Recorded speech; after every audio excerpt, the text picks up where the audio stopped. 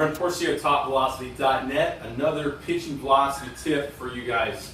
I had a request for a triple extension series, so I thought I would kind of go off in that direction. I think that was a good request. Get a lot of misconceptions around what my true intentions are behind triple extension pitching or 3X pitching.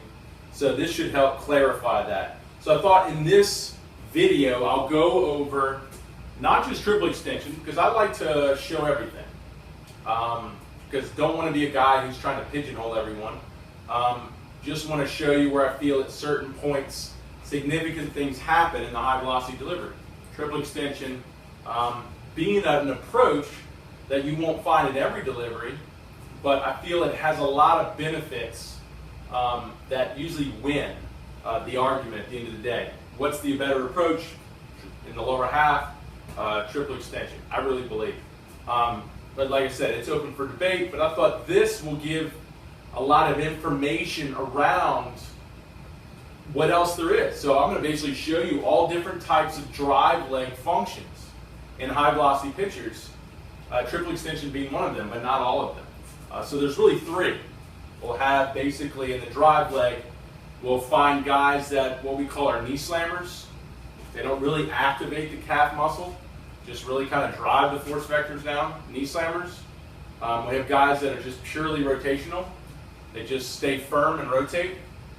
And then we have triple extenders. So you're going to be one of those three guys. You could be versions or hybrids. I mean, this is, it's never black and white. It's just shades of gray. But if you understand, there's really three significant movements occurring that you can pick out in the delivery, specifically in the drive leg. So we're going to go over this. Triple extension, I'll be the last one.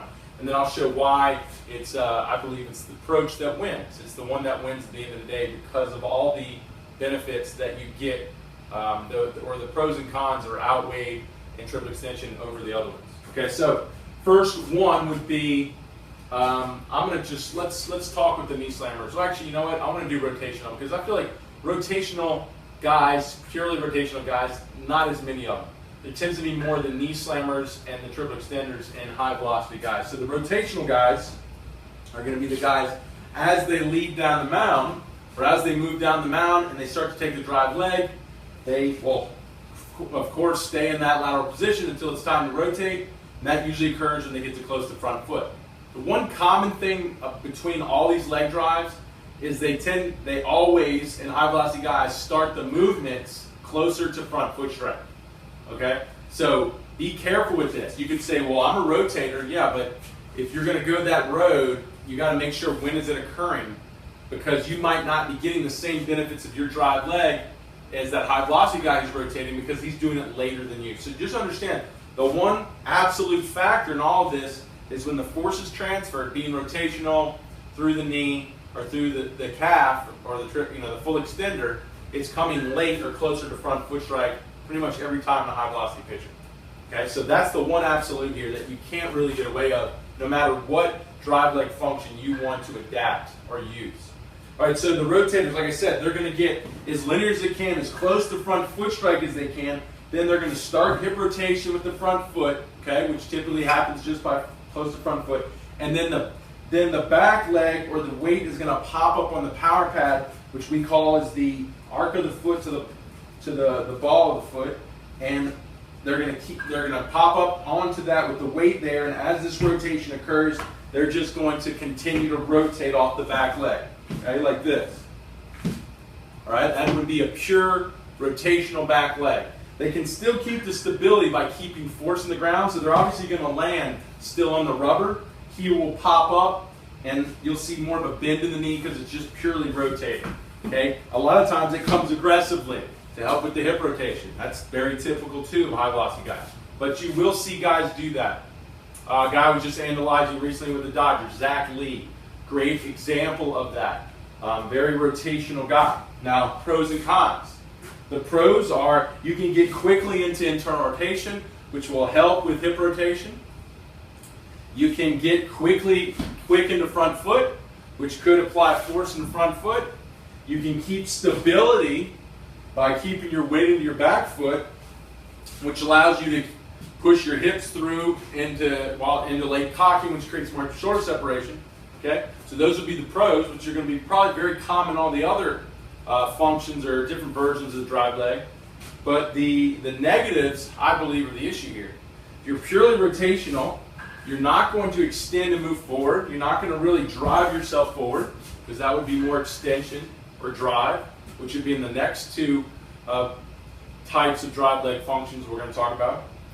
And when you hit front foot, because of that, when you hit front foot, you're going to be typically in a short stride. So you're not going to be a big strider. I measure the strides of these guys. They always have the smallest strides.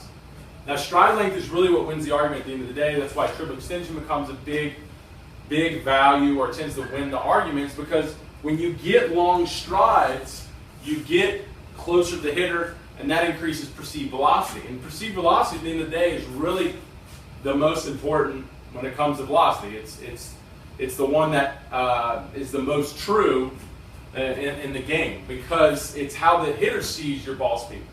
So if you're registering 100 on the gun, but to the hitter it looks like 85, it's not that effective to the hitter. It's impressive, but not effective. So, not saying that that's how perceived velocity works, but in the case of a pure rotator, it's going to be harder for him to get in a long stride, which they typically don't.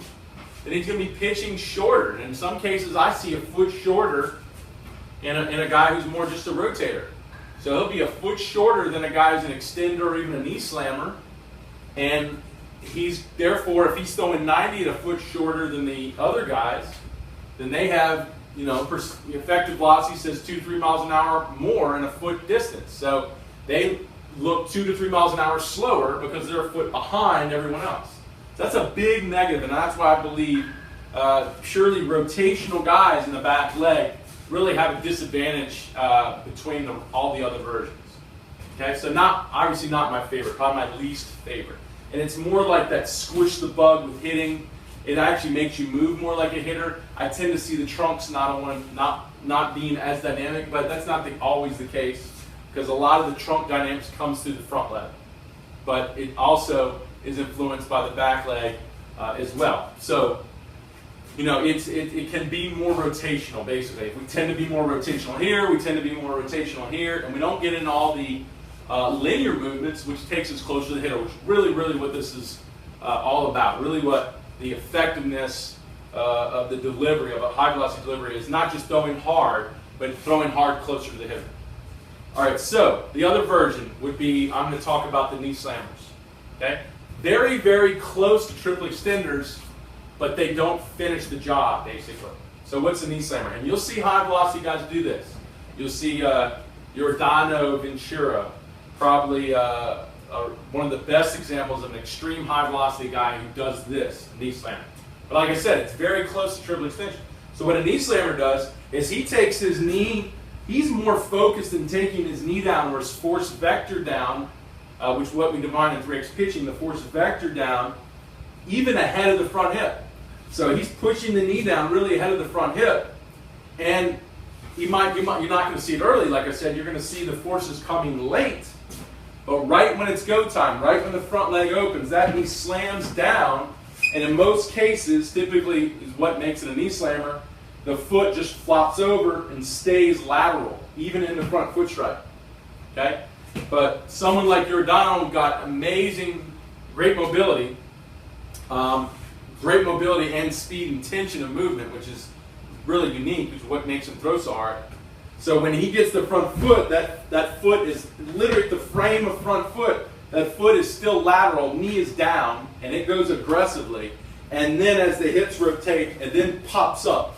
And you actually see the heel pop back up, just like you do in a rotator.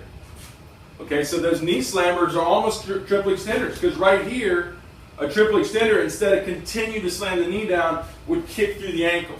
So that's the only difference between this one and triple extension, which is the next one. So they're very close, so they both work. I just feel like this is harder on the knee. It's not very comfortable. And also, too, if you don't have good hip mobility, like Giordano Ventura, then this probably won't even work for you. Because landing like this with guys who don't have good hip mobility could very well keep the back hip stuck behind you, just like the foot is still closed. I always tell the guys with triple extension, once you get the foot through, the hips through. You know, so a guy who doesn't really have to do that can leave the foot lateral and closed, tells me that's a guy who's got amazing hip rotation, a lot of mobility. And that's not common.